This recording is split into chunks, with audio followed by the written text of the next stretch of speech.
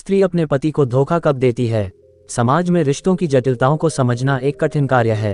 विवाह एक पवित्र बंधन है जो विश्वास, सम्मान और प्रेम पर आधारित होता है। लेकिन जब ये मूलभूत स्तंभ कमजोर हो जाते हैं तो कई बार रिश्ते में दरार आ सकती है। इस कहानी में हम एक ऐसी स्त्री की बात करेंगे जिसने अपने पति को धोखा दिया।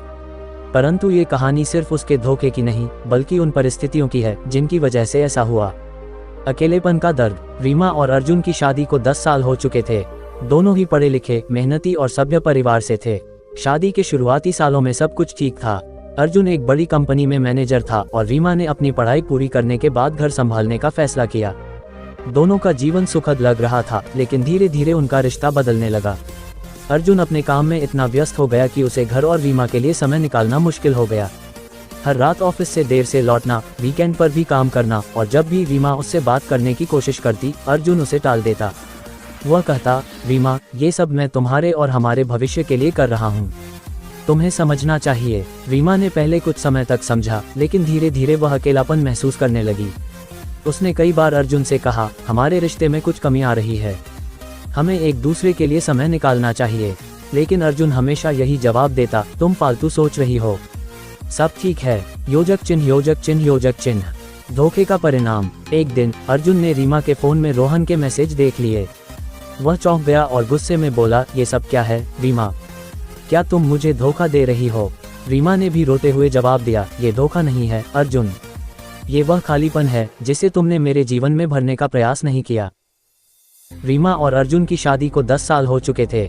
दोनों ही पढ़े लिखे, मेहनती और सभ्य परिवार से थे। शादी के शुरुआती सालों में सब कुछ ठीक था। अर्जुन एक बड़ी कंपनी में मैनेजर था और रीमा ने अपनी पढ़ाई पूरी करने के बाद घर संभालने का फैसला किया।